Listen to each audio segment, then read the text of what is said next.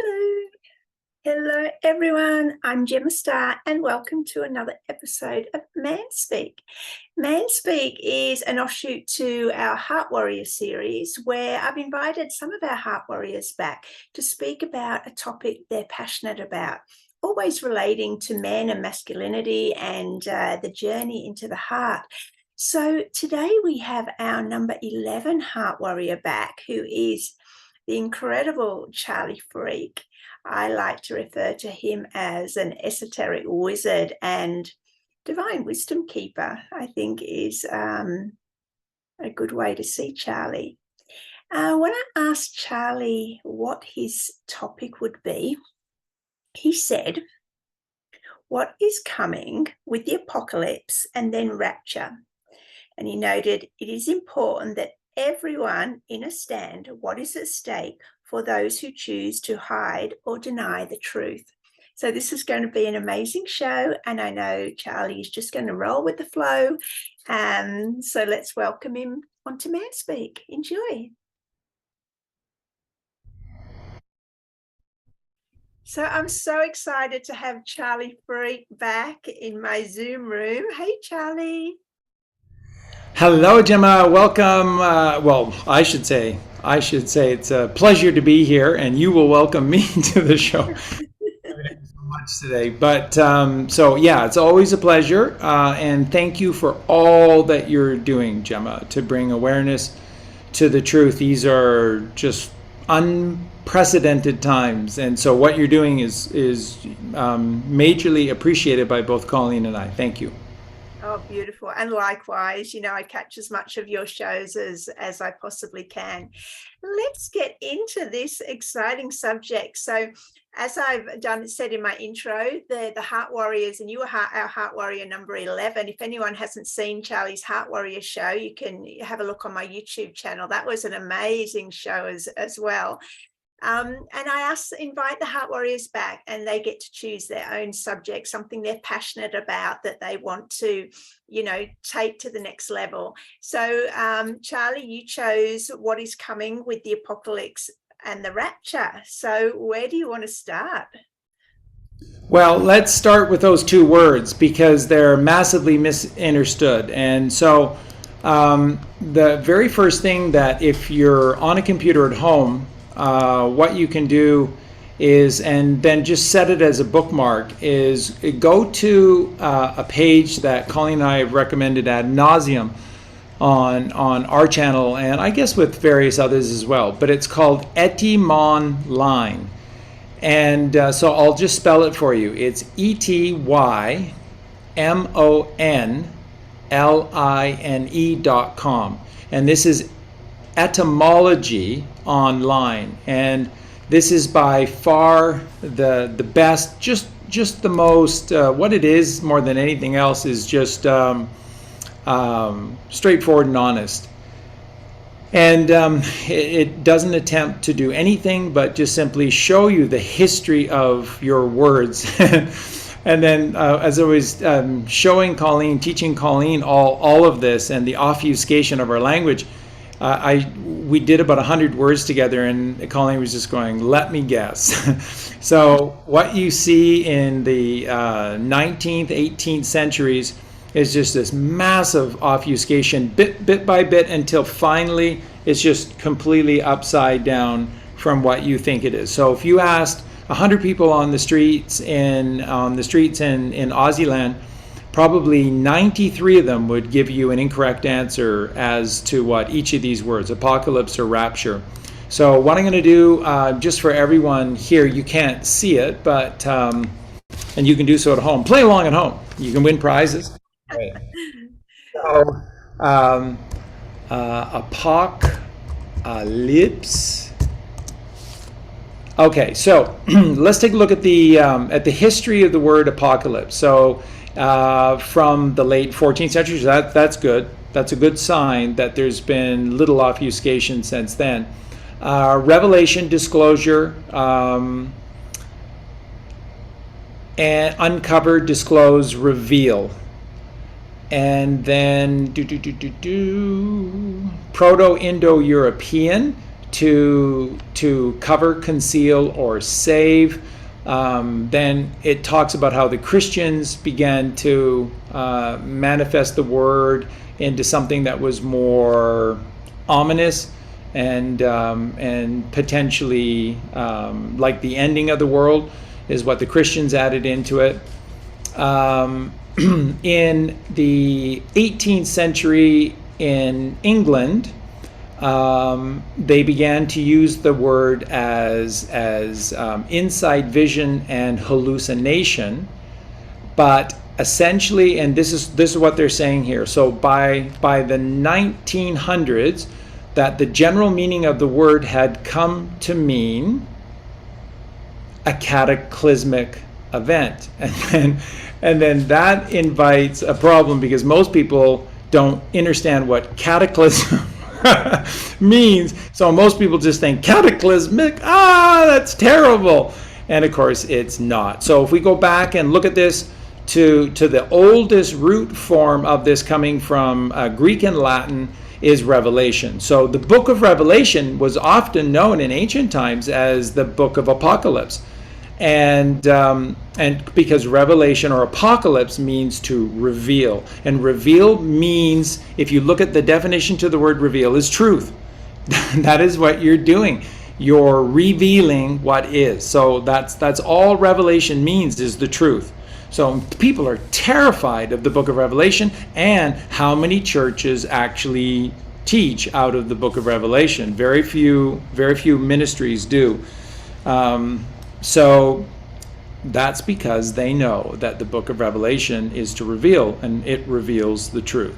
So apocalypse is not a cataclysmic event that is based upon destruction. What apocalypse simply means is a revealing of the truth. And this is what I've been sharing now for the better part of a year, as my inner clock has been helping me to manifest show after show after show, trying to encourage everyone of what's coming. And what's coming is finally, the first time ever from God, is Judgment Day. That's what the book of Revelation, if you read it for yourself, that's what the book of Revelation talks about continuously through it, is that there is finally going to be a judgment. And then, of course, the book of Revelation is just an incredible allegory or a set of parables that are simply showing the righteous. Virtually every chapter starts with that which is evil, and then it is completed by that which is righteous. And they can look the same. And so, again, a wonderful passage in the Bible. I can't remember right now. I don't have my notes completed in front of me here. But one of the great passages in the Bible is that on your journey, whether you turn left, which is symbolic of making the wrong choice, or you turn right, which is symbolic of righteousness and making a choice in alignment to God, you will hear a voice that tells you you're on the right path, you're going the right way, and one of them can't be true. And the problem is and here's why they lie to us. Because if you don't know which is the right way, and I mean, it's so obvious and simple which is, but if no one has ever spoken to you about this and your mind is just filled with mush, then this becomes a serious issue. It's like, okay, well, which way do I go? And both of them are telling me that is right. That's that great scene from Harold Ramis and I'm just trying to think, Harold Ramis' writing partner in Animal House. Do you remember the movie Animal House? Way back when. These are white hats, right? And John Belushi, white hat, doing the movie, Bill Murray and others. And so in Animal House, you have that one scene where the boy there's a girl that he likes and she's passed out, and he has a little devil on one shoulder telling him to have some fun, and then there's an angelic figure on the other shoulder saying, don't you do this. And to a confused young boy that's never really been taught anything other than intuitively within inside of himself, the right way and the wrong way, virtuous versus sin, then, and especially under the influence of alcohol, then the decision becomes more convoluted and difficult to make the right decision. And that's a shame. That is a terrible shame. But that's what society does, right? You don't go to religion to learn about God. You go to an organized religion so that you don't learn anything about God. You don't learn the truth about Jesus Christ. You don't learn to understand the magic that is the Bible. You just come to be bored with it, frustrated with it, and eventually to hate it. And then that's how most people eventually get to a point where they say, well, I think I'm an agnostic, before, eventually saying, no, I flat out don't believe in God at all. And of course, he's within you and he created you, and you intuitively know this, but you're just so polluted with lies. And that's the beauty of etymology. So apocalypse simply means to reveal, and that's what the book of Revelation is. And the book of Revelation says that what we're going through right now is the end of times, where the system of duality ruled by the left hemisphere of the brain, or that which is sinful, is coming to an end. And this is why judgment comes to you, and it's not a punishment, it's a gift. And to those of us that are not going to rise, so you look at this gorgeous image that is behind Gemma right now. That is just so beautiful and very uplifting for me, because that's where you want to go within yourself. And that's what's inside of you right here, is that mountaintop. And it literally looks like that. And upon high, you converse in absolute silence with God about anything that you want to. The more that you do it, the better you get at this process. My way is I ask nothing. I haven't got to the point of getting out of my penitence before God, and I would never dare to ask anything for myself before God. It would just seem very, very selfish. So I simply only am thankful that I have this connection, and I take that which I receive. But there are lots of people who do this, and they can absolutely ask of specific things, and then in its own way it will present itself to you. But that's that mountaintop. And you notice about Gemma, and if you look at Gemma right now, she looks very, very bright, not white. The color of your skin is just the relation to the sun. That's it.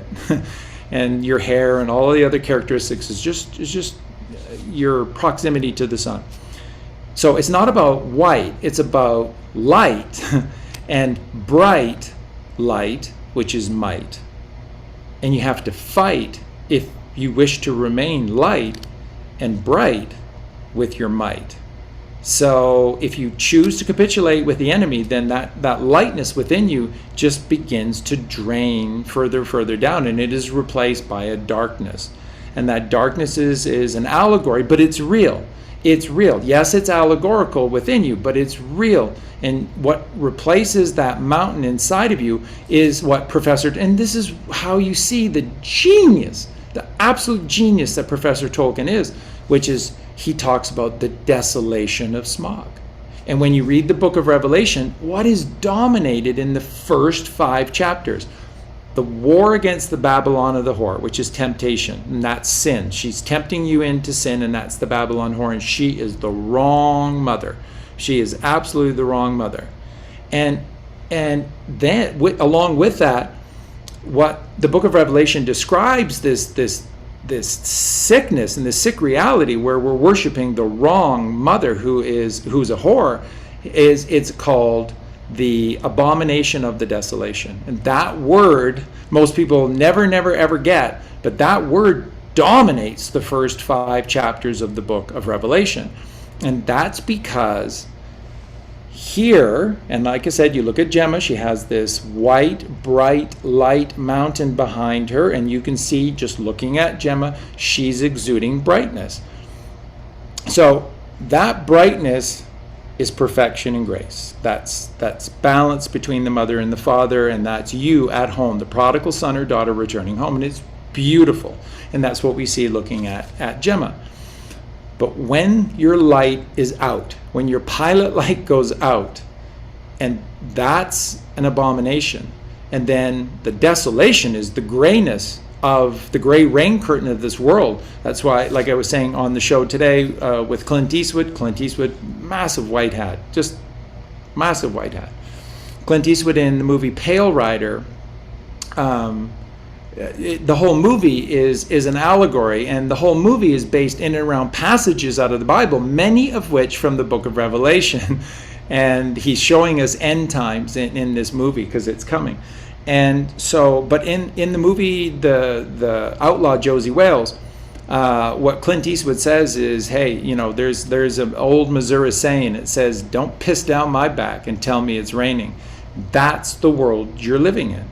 That's the world you're living in. The shit that you eat, the shit that you hear that is passable for food and passable for truth is not. It's just a septic system. It's a sewer system, and that is funneling into you, and that's pissing down your back and telling you that it's just raining outside and you need the sun. And the answer is always the sun. But the sun is never spelled S-U-N. The sun is always spelled S-O-N. And that is in perfect, so you know, this is in perfect balance and harmony with the teachings of Zoroaster. So the religion of Zoroastrianism, which Freddie Mercury is a follower of Zoroaster, is a perfect Christian religion. And Hinduism, as taught by Krishna in the Bhagavad Gita, is a perfect Christian religion. Catholicism is not Christianity, it's Satanism. But the Eastern religions, they got Christianity perfect, so they're Christian religions. And when you look at Siddhartha Gautama and the Buddha Sutras, perfect Christianity. And you look at Muhammad and the teachings in the Quran for the Nation of Islam, it's a perfect Christian teaching. And even the Egyptian Book of the Dead is a perfect Christian teaching. The only one that isn't is Catholicism, and that was because these are the Romans who just reinvent themselves. They keep dressing up in different garb and then lying to you in different ways, one of which was through this religious order. And that they own Jesus. They own Jesus because Jesus, before dying, passed on his ministry to Peter, who then just for some reason went to Rome and created St. Peter's Basilica in Rome, which became the Catholic Church. And they got a corporate trademark on Jesus Christ. And of course that's a lie, because Jesus' ministry, which whatever it was given to his wife, given to his significant other, which is Mary Magdalene.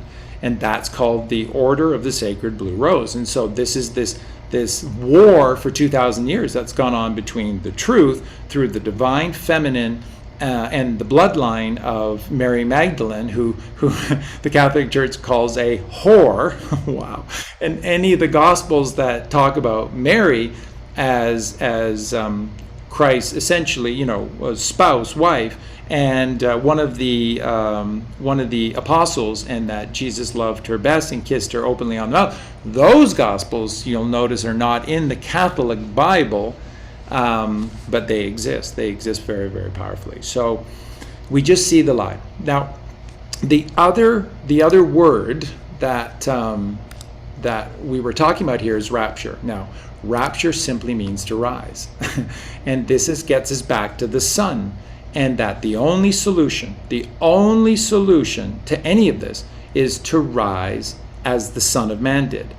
Now, all you have to do, whether the New Testament of the Bible is fully complete or not, and of course it's not, just in that Bible, and always use a King James 1611 edition. For now, it is the most accurate. There is an edition from 1526 that's just the New Testament that was converted, and I just forget the author's name. I've looked at a few of his translations, and they're fantastic, because I have the original Greek manuscript for the New Testament, for the Bible, but in particular the New Testament of the Bible, and that translation is even in the King James 1611 edition is very good. They kept the magic words that need to be there. All these other newer versions of the Bible are terrible. They're just absolutely demonic because they have neutered out all of these ancient sacred words that mean the truth. You cannot change these words. And when they try to explain it, they go, well, we're just trying to make it easy for you. Lie, lie, lie. They want you to be a fool. They do not want you to be magical. They want to strip you of your magical powers. And you are pure magic. You just have forgotten, that's all. So rapture is rise. We rise as Jesus Christ. You read the New Testament of the Bible for yourself. And what does the New Testament of the Bible show you? Jesus told the truth. He could not tell a lie. George Washington could not tell a lie, a founding father of these United States of America, a republic, and Jesus Christ could not tell a lie. So that's the first thing, because the greatest sin that you can ever do to you and the greatest blasphemy that you could ever create to God is tell a lie, because God is the truth. Whatever creation is, and that is the truth. So when you tell lies, that is an about face to God. And you're betraying yourself, because you, as a child of God, are not being authentic to yourself. So you're doing yourself no favors when you lie, even those little white lies. Tell the truth, no matter what. And when you tell the truth, you begin this process of wearing the armor of God, because this telling of the truth is just such an important aspect to your transmutation from just a physical being upon a material plane into a unification of two worlds, that which is incorporeal and metaphysical above, Father Heaven, and Mother Earth. They're equally brilliant, they're equally important. In fact, what is God? God is Abba, which is ABBA, and then AA is 1-1, which is your two temples, and then the BB face in towards one another, and that is 2 2s, which is 22. And so you have the two sacred numbers, the two master numbers, 11, the two temples, and 22 within. And then when they mate with each other, they create the 33, because 11 plus 22 is 33. And that's why you have 33 vertebrae, just to drive home the fact that no one can lie to you that you are the golden child of God. And this is why, one of the reasons that you absolutely know that the Freemasons are good, not bad, as virtually everyone in the truth community will tell you. They're not. They're good. They're the ones that have been putting the truth in plain sight. And that's why the highest state of achievement to a Freemason is to become a 33rd degree Master Mason. Go ahead. I'd really like to clarify this, because as you said, the truth movement, we've been, led to believe the Freemasons are bad. Now, is it possible they started good and they've been infiltrated? I mean, what happens when we hear about all these corporations and the judicial system and everything is run by Freemasons who don't always have our best interests at heart? Can we clarify it, please? Yes, thank you for asking that question. The truth never ever fears investigation. If it's the truth, then it'll always shine its light, and you'll be able to know that it's the truth. Therefore, so no, there were good Freemasons, and then the Freemasons were just overtaken by the cabal. And no, the people who believe that know nothing about Freemasonry and Freemasons. They're tough as nails. It's the same with the Knights Templar, who are the military arm of the Priory of Sion. We'll get into that tonight. These three groups that are protecting God's truth and the bloodline of Jesus Christ and Mary Magdalene. The Priory of Sion, and then you have the military arm, which is the Knights Templar, and then you have the social order, which are the Freemasons. Okay, and they're the builders of this world. So that tells you that they're good, because to be able to create, you have to be in the right hemisphere of your brain. Never has anyone who is a left brain monster, a left brain carnal monster that just thinks and thinks and thinks and thinks and thinks and lets their ego run the show. Never have they invented anything. Never have they built anything. And this is why when you hear like what's coming to you, and some people just literally say, I don't think I'm worthy, and I know my neighbor's not worthy for this Nasara stuff. I don't know how comfortable I feel about all this money coming to us. It's your money. Never have the Canaanites, and never forget that whom we're talking about is those who came of Cain. It's all about Cain and Abel. We are the children of Abel. We are able to know God, to love God, and to obey God. The Canaanites can't. That's the difference. And they're in their left brain. They're the dime. They are the carnal monster running amok. We are the ones lied to and forcing us to go to school to think. And they're just everything, and all they do and create is pushing you into a left brain reality. That's not where you want to go. So Freemasons create. To create, you have to be in the right hemisphere of your brain, the 90% capacity of your brain's capacity. And so the right hemisphere of the brain is casting thy net to the right. And only those who create can do so. And you never create alone, because everything has already been created by God, right? This is day 7. There's no such thing as time. So God created all, including you precious self, who's been around the wheel many times. You were created in the first 6 days. On the 6th day, God created man in his own image. This is day 7. Nothing has ever changed. There is nothing but this moment. All that you think in terms of time, going, hey, wait a minute, no, Charlie, I have memories when I was... Exactly, but that's just a moment. That is a moment that was, which is still attached to the moment that is. They're just moments. They're just snapshots. And God gives you the ability to stitch them together. And isn't that interesting? That's how Hollywood makes movies, films, right? They are snapshots within a split of a second that are attached together at a specific speed, and then they play out. That's your physical reality. It's not the true measure of this world, is not the truth of how things are created, but it's necessary for you to be able to buy into this experience. You are an eternal conscious soul having a physical experience upon a materialistic plane. That's it. You are not a physical body that lives and dies and you have one kick around the can and that's it. That is one of the worst lies ever told, because it takes your magic and purpose to life away. So with Freemasons create. They are nobody disputes that. They are the builders of this world. People wonder how the pyramids were built. Freemasons built them. They're the master builders. Hiram Abiff in 1 Kings of the Old Testament of the Bible is the master mason builder that King Solomon asked to create his temple. Solomon's temple is your temple. And the name Hiram Abiff is an allegory for high ram above.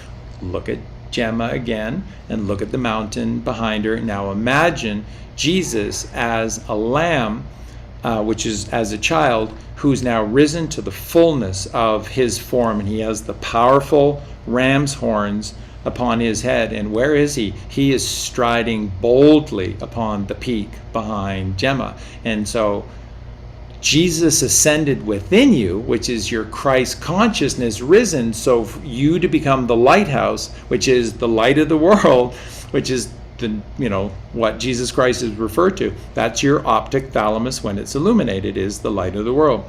That's your purpose in life, is to do that. And to do that, you have to be a master builder of Solomon's temple, which is your temple, and Hiram Abiff is Hiram above. And you raise Jesus Christ consciousness within you, the chrism oil within you. And the only way to do that is just to be like a hobbit. Just be kind. You just be simple. You don't have to be complicated. You don't have to build churches and monuments to God. No. The highest gift you can ever give to God is to return home, son or daughter, to where you truly belong, which is here, which is your third eye, which is the ajna, which is the Sanskrit word for the third eye chakra. That's you. That's you. That's why the number 6 is so divine. The number 6 is the journey of man, because this is your 6th chakra. That's the number 6, okay? And that is the highest chakra within the body, because the crown is above. The 7th chakra, the crown chakra, is above. And 66, that's why you had the TV series and a movie called Route 66, because Route 66 is like a little play on your life.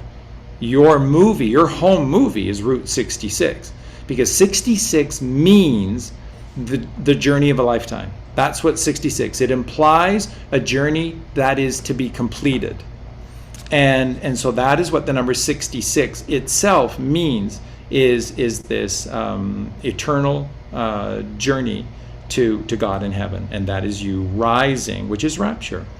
So this is the sort of the basis. And then 666, which the Catholic Church just goes on and on and on about evil, when read the passage for yourself. Read the passage for yourself, whether in Luke or in Romans or in Matthew.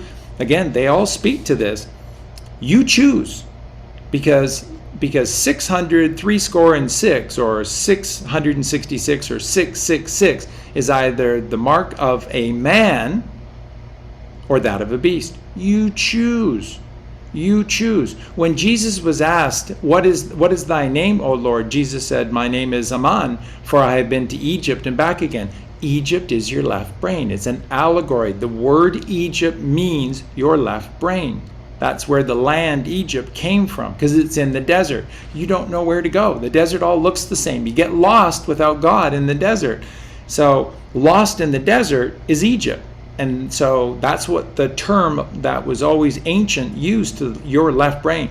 And the Pharaoh of Egypt is your ego, which only can exist in your left brain. The ego does not exist, has no place in the right hemisphere of your brain. And that is Israel, because to get to the right brain, you have to be balanced as the golden child. Father Heaven, Mother Earth, golden child. That's the hallowed Trinity. And this is what Freemasonry teaches. So one of the things that would help is if people knew what Freemason temples are all about. They're all based upon Solomon's temple. Every Freemason temple is built the same way, using the same cubits that are described in 1 Kings in the Bible, chapter 6. They're all built the same way. So when you walk into a Freemason temple, the very first thing when you get inside the door, you'll find 2 pillars.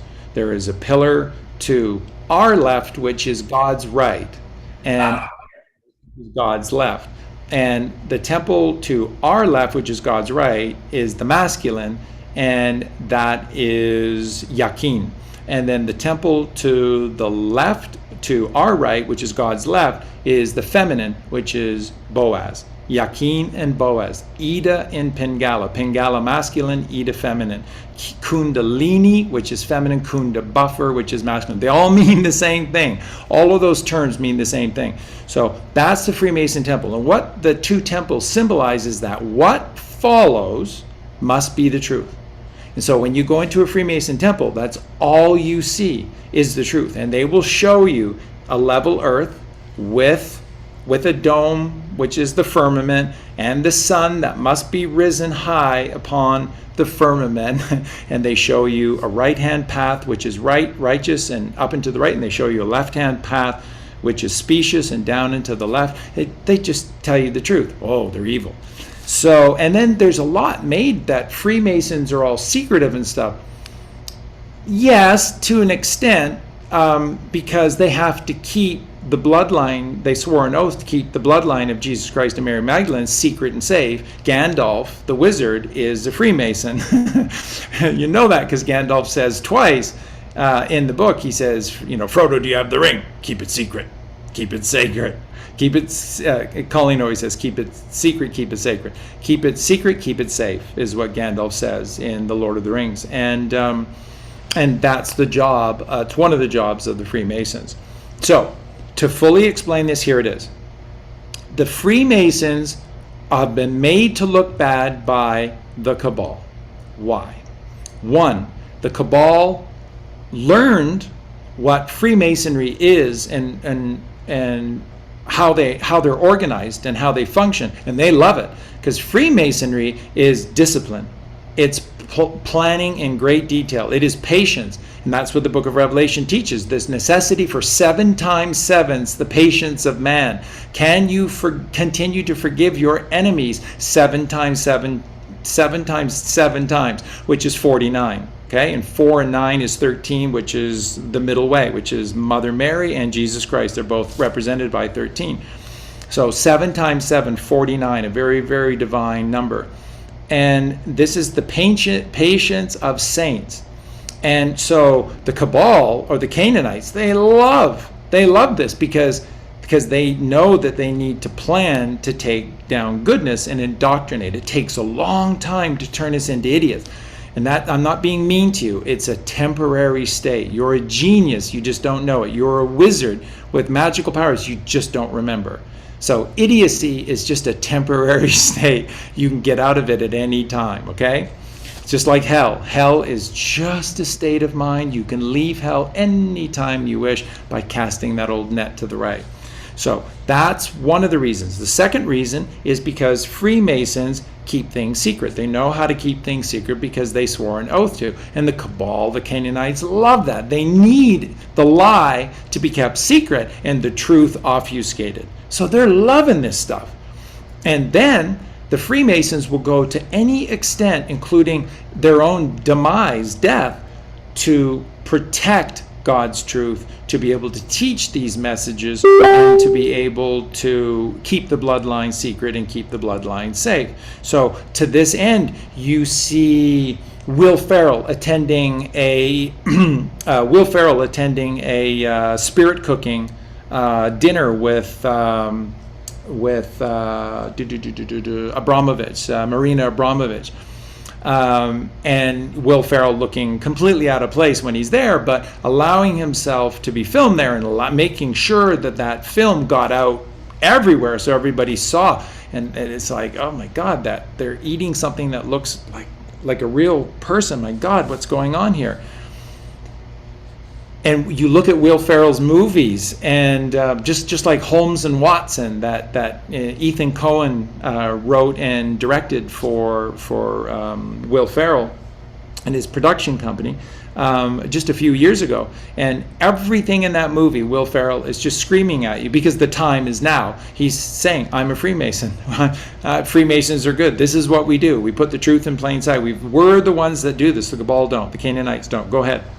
Are you saying all those images that we saw of spirit cooking were fake? They're going to, well, ultimately yes, but I don't want to get into too much detail because it'll scare people in terms of how incredible this plan of the White Hats is. But most people are stuck on the belief that it's one thing to talk maybe about Will Ferrell, maybe Charlie, maybe being a good guy, but don't you dare try to say that Marina Abramovich is anything but pure evil. The fact of the matter is the Canaanites, the cabal, which are the Canaanites, do not put the truth in plain sight. Not ever, not once. They keep it secret and keep it safe because they live in terror of God. They know that God is real. They absolutely know. That's why they stay in the places that they stay. Look at how small. You ever notice this? Come on, think. Washington, D.C. Do you know how small Washington, D.C. is? It is tiny. It's basically that the mall where you see the water that connects the Washington Monument or the Capitol building to the Lincoln Memorial. That is essentially the distance. Just it goes a little wider, but that's essentially the distance of Washington, D.C. It's tiny. Do you know how small the financial district of London is? It's a block. It's a block in downtown London. And do you know how small Vatican City is? That Benito Mussolini, rotten, horrible, terrible guy, because the history books tell you Benito Mussolini was a rotten, horrible, terrible guy. It's a brilliant plan by Mussolini to trap the Canaanites. Yes, we will give it to you. It's a sovereignty, but it's tiny, and we surround you, and we're going to watch you, and we're going to locate your tunnels, and we're going to find everything that you're doing. So yes, we'll give you Vatican City. So it's not stupid people, bad people, corrupting, taking money. No, no, no, no, no, no. There's a plan. It's a brilliant plan, because it's God's plan as through Jesus Christ and Mary Magdalene. That doesn't get any better. So that's what we're dealing with. So when you talk about is the spirit cooking, then what are we watching? You're watching something that is real, that the evil people do, created by the white hats so that you can see. And if you hate Will Ferrell, he doesn't care, because he loves you and he loves God so much. And how can you possibly know? Just watch his movies with this on. When this is on, the code reveals itself. This is the Rosetta Stone. You apply it to anything and it tells you the truth, and anything you watch. So you look at Tom Hanks, and this is the, people are saying, Charlie, I don't know if you're telling the truth or not, but my goodness, I admire your courage to take on. It's the truth. I can do nothing else but relay that which is the truth. And of course, you'll notice how I left Tom Hanks and these things, the Freemasonry, to the very end, right? I mean, I didn't start talking about Freemasons good. I started the last year just casually putting it out there, but not really explaining it. And it's only been in the last 4 or 5 months that I've really started to explain this, because I have to be conscious of my audience and those around me. You can only push them so far before they break. And I do not wish to torture anyone. I do not wish to break anyone. So you just try and make the right decisions, which is why you just follow God. God is telling me when to say the things that I say. So people don't like the fact that I made some comments about Charlie Ward. I didn't make comments about Charlie Ward. You can accept that at face value, or you can't, you don't. But I don't spend any time thinking about Charlie Ward. I don't, not at all, not a single moment. I said what I said because I was told to say what I said, and it's backed by Charlie Ward. All you have to do is just watch a video that was put together by M. Seeker of Truth, and he just put together, and all it is just putting together a series of video clips from Charlie speaking in his own words about the things that he's done, including procuring young girls for Top of the Pops. And Top of the Pops was hosted by anyone? Jimmy Savile. And then Charlie Ward on that show, Charlie Ward was really angry because some of the girls who are now women are really getting after him because they were being forced to have sex, and Charlie's going, I told them that there's probably going to be some shagging, so this is not on me. It's like, I would never do that. What? Did you just say that? Did that really happen? And of course it did. And that's all that it is, that people become enamored by fame or numbers or whatever, and then they miss the details. And I'm just pointing out the details from his own mouth. I didn't allege anything about Charlie Ward other than what he said. And again, I didn't do that. I was asked to do that. And so the thing with the Freemasons came late because, again, you can only put so much pressure. We don't want anyone to break. But we do want them to continue to bend and bend their rigid defiance of truth with their beliefs, and let those beliefs go and accept that which is the truth. So when we talked about Tom Hanks, and all you have to do with Tom Hanks is look at who he's worked with, like Robert Zemeckis or Steven Spielberg. And people hear Spielberg and they just go, well, that's it. No. Just go back and look at their movies. And then, you do your research on this, like Colleen and I have, because, we need to know. So you go back and you just see that coming up into the film industry, they all came up at the same time. Francis Ford Coppola, George Lucas, and Brian De Palma and Martin Scorsese and Steven Spielberg, and there they were. And by the way, O.J. Simpson, who was the star running back at USC, used to hang around with them as well. And everyone thinks O.J. is this crazed killer and one of the horrible people, like I guess right up there with Hitler or something like that, is the worst people of all time. He didn't kill his wife. His wife's on Fox News. I've got two lines of questioning that are burning to, and I'm sorry, are we way off track now, or can we just roll? This is all the apocalypse, and this is all the rapture, because when you learn the truth, you will naturally rise. The apocalypse is revelation, so we're just revealing the truth. This is it through Freemasonry, so please continue. Okay, so I'll put them both out there and you can take them then where you want. So regarding the Freemasons, from what I learned in the Truth the Movement, all the politicians, the top bankers, all the CEOs of corporations, all that lot that we would consider nefarious are all Freemasons. That's what we learned. The other direction I've got now, so you're saying that people were white hats playing a role for us to reveal and learn the truth. Now, could Charlie Ward have been playing a role as well? Yes, absolutely. That is a distinct possibility that even within the truth community, you have certain people that could be making themselves to look a certain way. And then at the end, the joke will be on all those who refuse to listen to his own words, screaming at you that I'm not. I mean, how many times has Charlie told that story about him being on a runway in North Africa in the desert, and there's a plane full of laundered money, and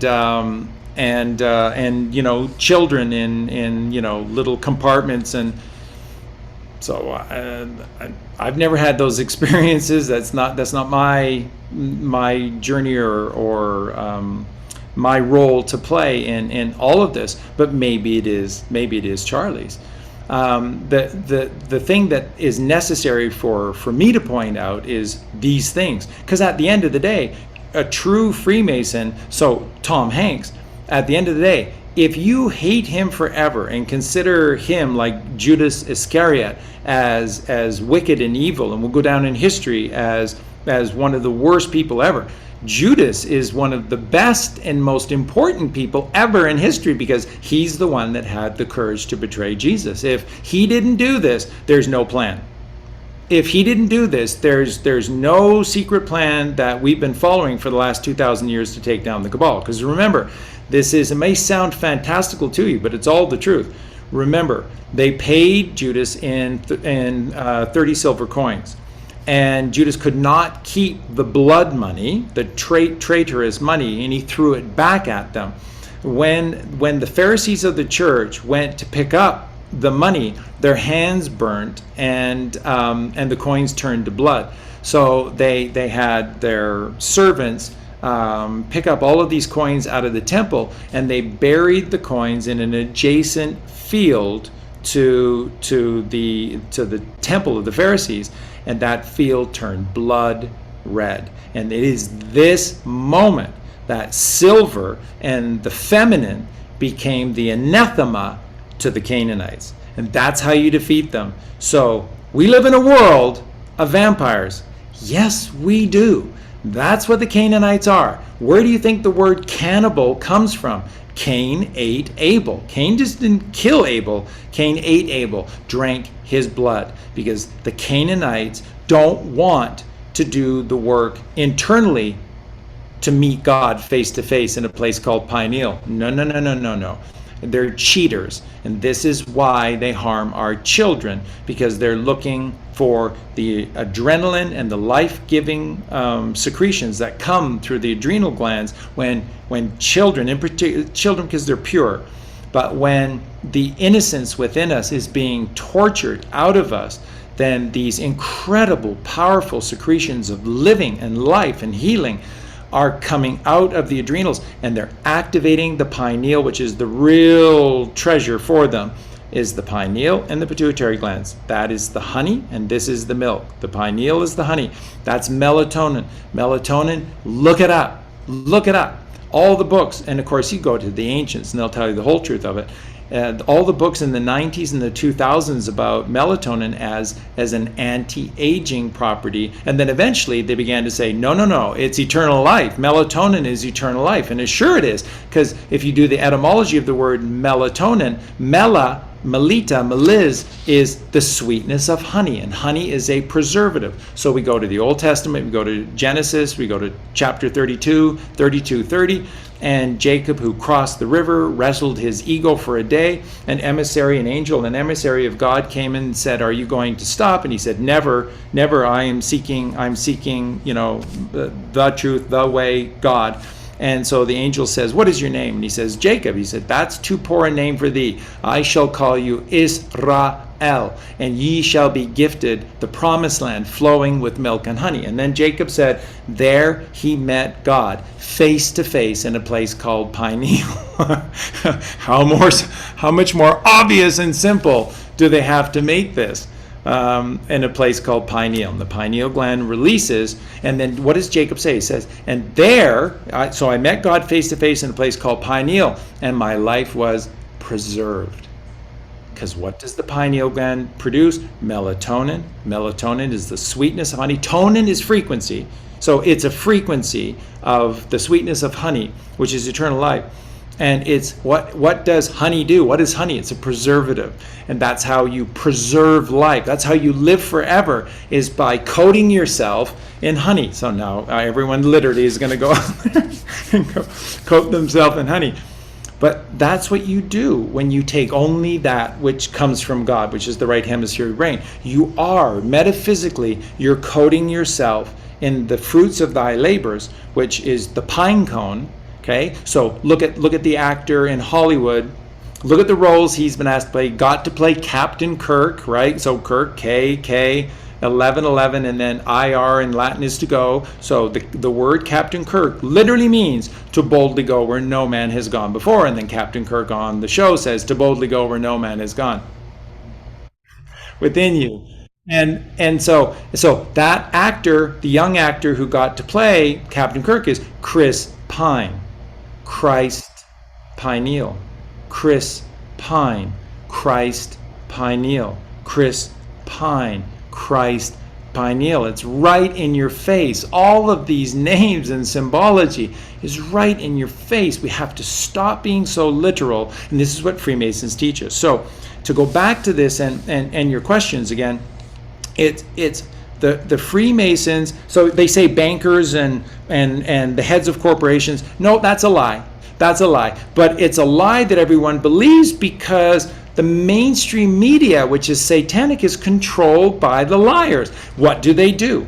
They only tell lies. So when they tell you that Bill Gates is a Freemason, I laugh. Bill Gates doesn't have the wit, the patience, the intelligence, the strength, or the divinity to be a Freemason. It's just a joke. It's a lie. But that's what they do to discredit. And then we in the truth community, who don't do our own research and just take whatever we hear at face value, then we get ourselves into problem, because somebody, a big truther said that they're all Freemasons. The head of a police department is a Freemason. No, they're fake Freemasons.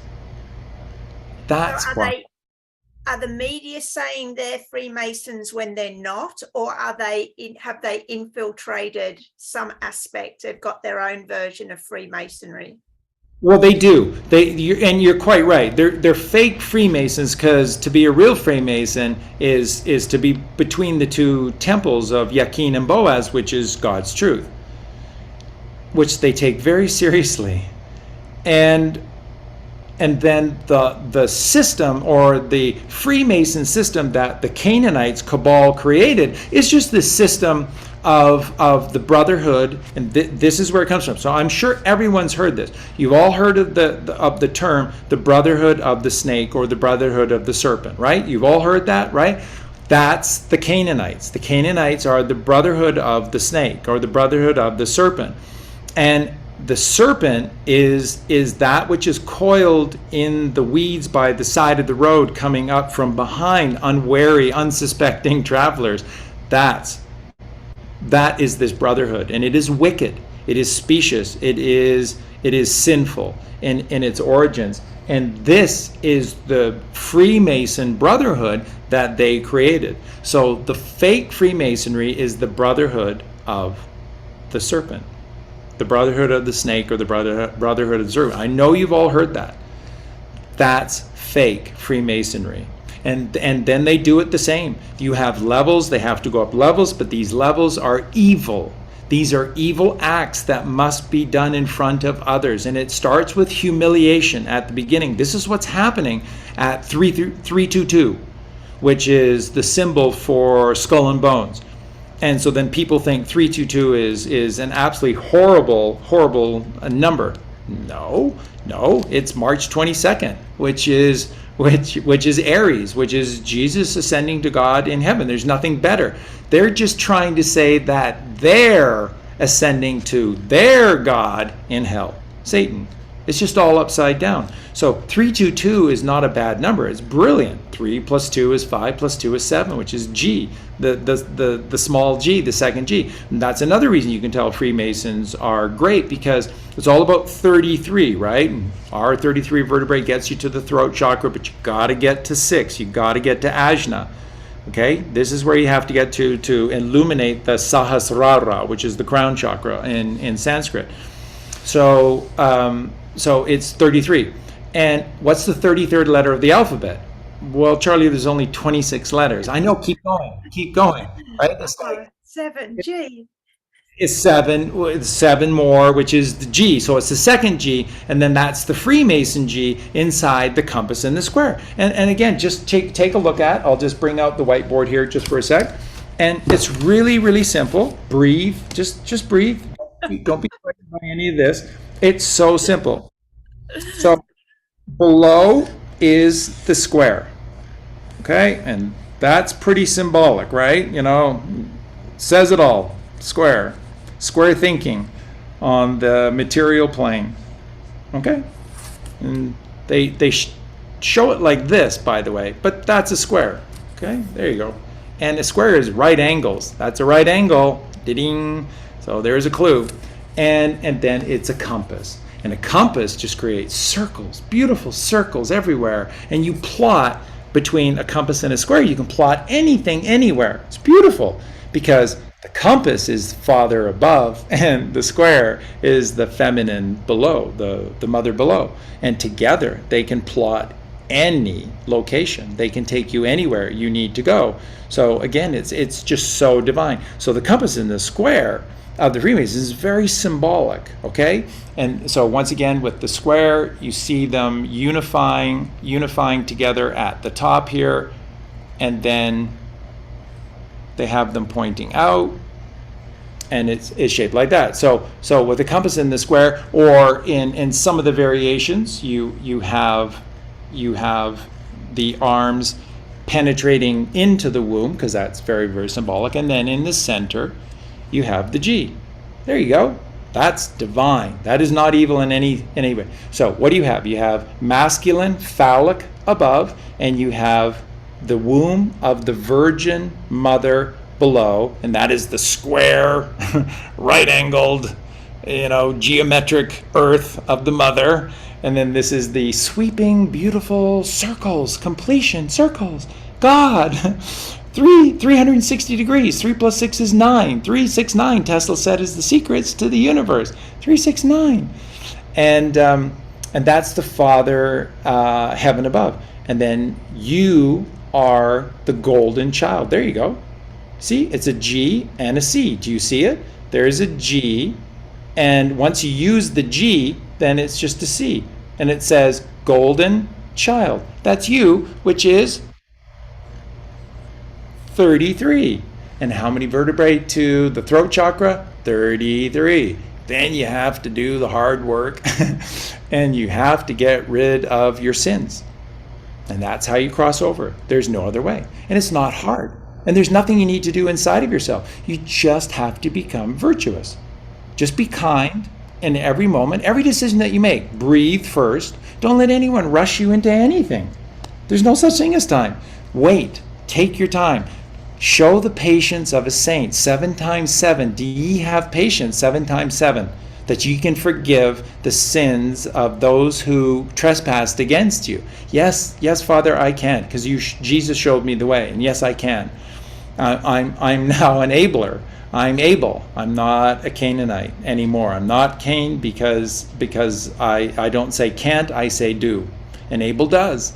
And so that's what this is all about. That's what Freemasonry is all about. So everything in our modern society, this is all from Albert Einstein and the theory of relativity. That was them, full court press. That's them just racing as fast as they could to 9/11. But we beat them to 9/11. They didn't do 9/11. We did 9/11. Nobody was hurt or killed on 9/11.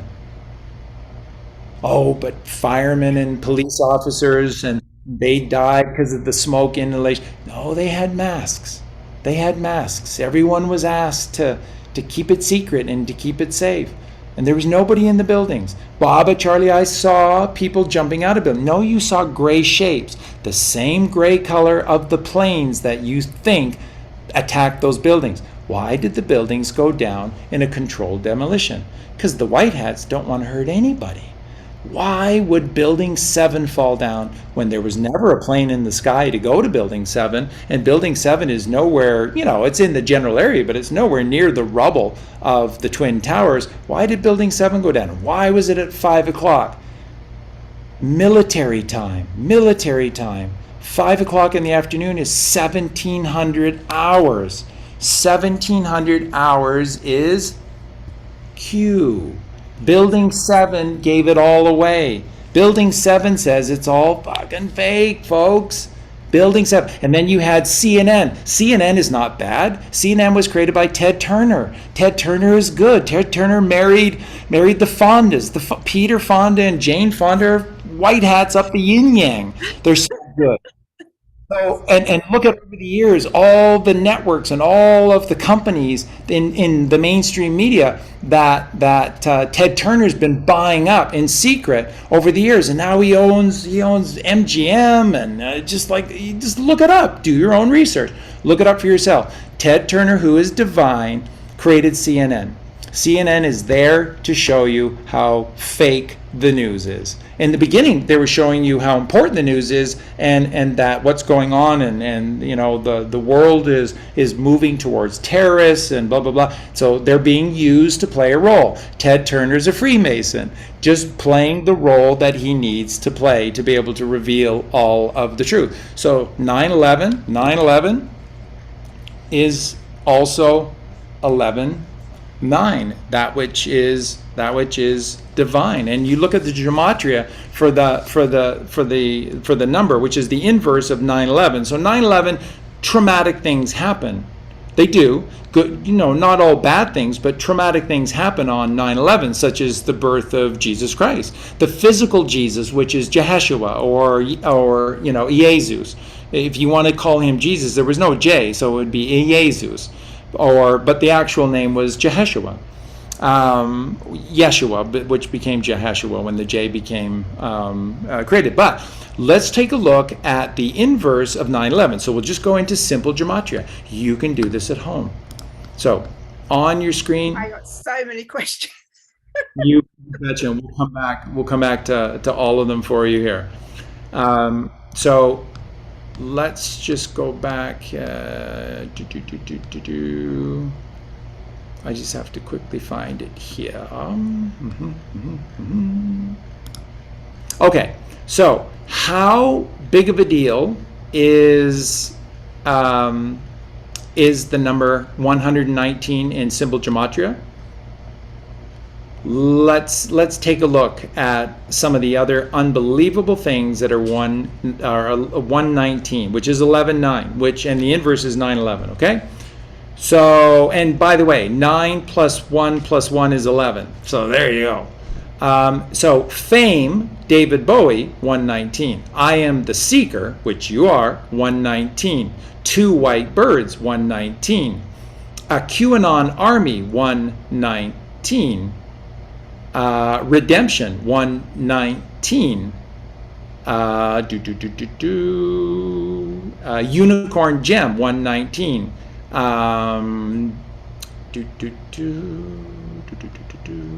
All-seeing eye, 119. Foundation, 119. Master plan, 119.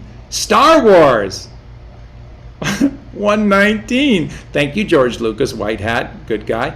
Mary Magdalene, 119. Mental health, 119. Now, isn't that interesting? Mary Magdalene is 119 and Jesus was born on 9/11. So it's like they were meant for each other. Jesus is 9/11 and Mary's 11/9. I like that. You know, Chad, this isn't about me, but I've got to just tell you very quickly one amazing fact. I mean, anyone that's known me for more than a year knows I changed my name from Karen to Gemma, and it was all very sudden. And it's like, why did you choose Gemma? Well, I wanted to call my youngest son Gemma had he been a girl. I didn't want to think about it. I wanted to change my name, all the crap on Karen, too many options. Gemma, I still like it 20 years later, it's going to be Gemma. And you're saying about the double M and the G, which great, you know, I love that I didn't know it at the time.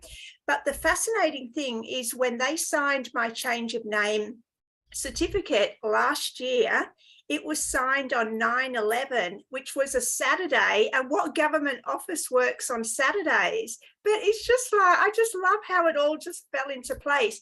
But okay, you've just blown everyone's mind with 9/11. So I've got a million questions, but I'm going to focus on that. We'll just go right back to you. I'm just going to read just a few more, just to you, just because you cannot believe this number, 119. Right? Like you can't believe this. So listen to this. So okay, Mary Magdalene, and I told you, 9/11 and 11/9. Mary Magdalene, 119. Redemption, 119. J.K. Rowling, 119. Harry Potter is just, it's so divine. Harry Potter is so divine. J.K. Rowling is so divine. 119. Gematria effect, 119. Earth is flat, 119. Divine rule, 119. Tarot cards, 119. Total recall, 119. Royal blood, 119. Divine light, 119. Army Navy, 119. Full House, 119. Free Thinker, 119. Passionate, 119. Predestined, 119. Led Zeppelin, 119. Queen Mary, 119. Bible Study, 119. Happy Ending, 119. The Seed of Life, 119. Movie Pass, 119. The Land of the Free, 119. Eternal Ray, 119. God the Word, 119. Secret Garden, 119. Choose Love, 119. You Did Good, 119. Love Music, 119. Live Longer, 119. Heart Soul, 119. Save World, 119. Ancient Ones, 119. Two Wands, 119. A long time ago, 119. Jesus is Q, 119. Lady Christ, 119. Mary Magdalene, 119. Lady Christ, 119. You Are Free, 119. Silent Mind, 119. Heaven is Real, 119. Shine Bright, 119. Gift of Healing, 119. Heartwork, 119. Gemini Queen, 119. The Fantasy, 119. You Are Grace, 119. Patient One, 119. Rule No One, 119. Let's Go Home, 119. Right, okay. It goes on. It just goes on. Jesus Heals, 119. Light Seeker, 119. Pop Singer, 119. Magical Number, 119. My God! Oh, my head is... where do I start? Can we go to 9/11? Because this is just the first time I've heard this. I don't know if you've said it on other shows, but it's just going to blow. My mind doesn't even know where to start, as I said. So I'm going to focus on that. Okay, so first I want to clarify something. And second, I'd like to ask a question. I want to clarify, as we thought the planes were CGI, now you're saying the people falling out of the buildings were CGI. Of course. Correct? Okay. Great. Now, I'd like to continue on. We all know that 9/11 was the catalyst for the Iraqi war, right? Iraq war, right? So if 9/11, it was fake or an illusion or however you want to put it, a hologram, where does, and carried out by the white hats, how does that continue on to what happened with Iraq, George Bush, Obama? How can, and all the fallout from 9/11, which you're saying is a white hat operation, which I've got an open mind, I'm willing to consider anything. And I also can think that there's, as we raise our vibration, we see different levels of truth. So what we saw as being an evil event, maybe at one frequency, now that we're all rising, we're being exposed to a higher truth. So I'm very open to all this, but I'm really confused about the fallout from 9/11 and how that can continue to be a white hat operation. Please. So yeah, the key is really going back to a video that I did about 3 months ago now, and that was based on a 3-part series on Netflix, which is now good. It was always good. They were just showing you the demonic message that was out there, and then now it's just flip-flop into just wow. And it's the same with Amazon. It's now called Amazon Prime, because that's a God number, Prime number, and Amazon Prime is just putting out show after show. It's just the truth. Like, it's just wow. So they've just both turned like this. Is this, sorry to interrupt, but that point I said about us rising our frequency now, and everything all of a sudden is turning good, what we thought was bad. Is that because we're at a higher frequency? And is this how we create heaven on earth? Of course. So this is all called the Hermetic principle, which is I always call it the machination of God's creation. This is how God's creation works, and it works like this. Memorize it. It's not that hard. As within, so without. As above, so below. As within, so without. As the universe, so with the soul. As above, so below. As within, so without. As with the universe, so with the soul. Okay? Everything is tied to one another. There's dark and there's light. So it's like what I've been teaching everyone, the final, that's why the book has just had to wait on this, and this will be one of the most important books. It will. It doesn't matter that I'm writing it or I put my name down. It has nothing to do about that. It's just the truth about your numbers. This Friday night, we're doing our live show, which is going to focus on it quite a bit. It's like people are going, okay, but what is the point of gematria? So it's going to explain gematria. It's going to explain how every single number is a shape, which is a sigil, and that every letter. So every letter is a shape, which is a sigil, and every letter is a number, and that the numbering of the letters, which is the Word of God, the numbering of the letters is gematria, simple gematria. A is 1, Z is 26. It's just whatever order they're in, and then this is all God coding, because this is all God created. It's not the hands of man. This is all God created. And so when people look at this and they go, well, this one's, Lady Di, but it's also, George Bush. Well, there's or Hillary Clinton, Lady Di and Hillary Clinton. It's like, well, you have light and you have dark. So this is the last part of the numbers that we've been teaching with everyone, is that to understand the full flavoring of any number, you have to know it's light and it's dark. So if you take a look at the number 11, because there's only nine numbers, 1 through 9. That's it. There's no other number between 1 through 9. Each one of those has a specific meaning.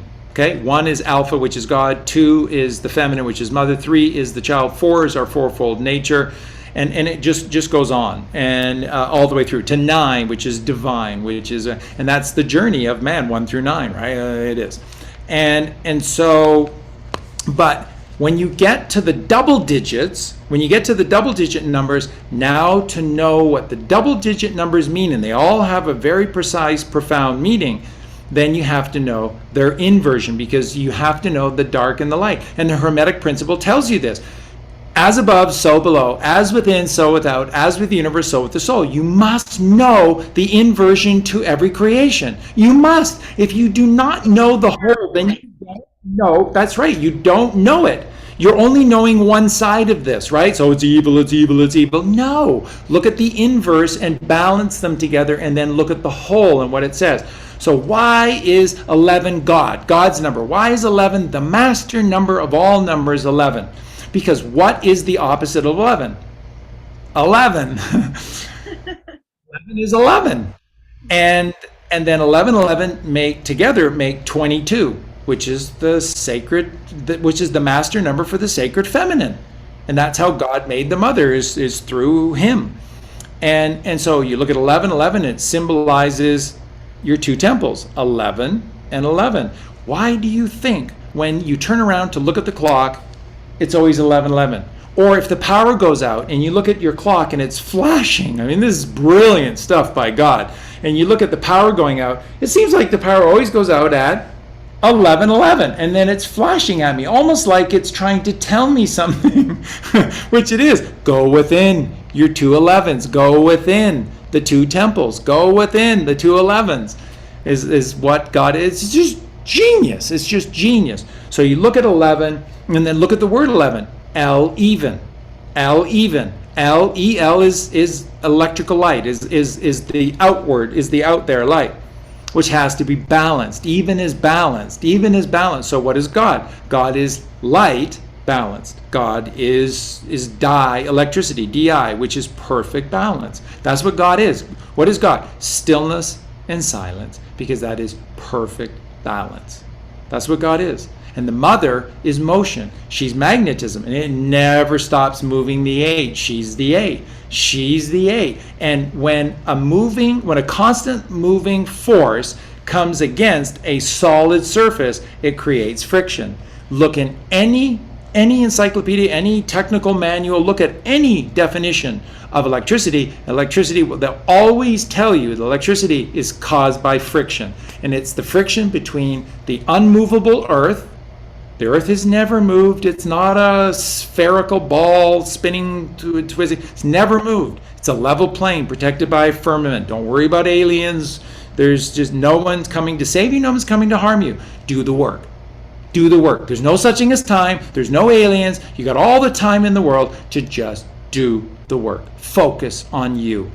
Do this journey. So you look at the symbology of everything that's being shown to you here, and it's just stunning and just so important. So you look at 11, a master number, and the two 11s, and it can't be broken. It's just God is 11, 11 is 11, and 11, 11 makes the mother. What came second? The mother, the sacred feminine. That's 22, and that's the master number, 22.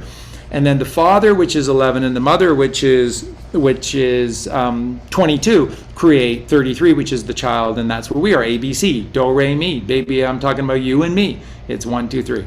So that's what we're talking about here. So now, and by the way, you don't use the marker numbers, which are 10s, 20s, 30s, 40s. 0 is not a number. 0 is not a number. 0 is a value. It's a value of nothingness or off or illusion.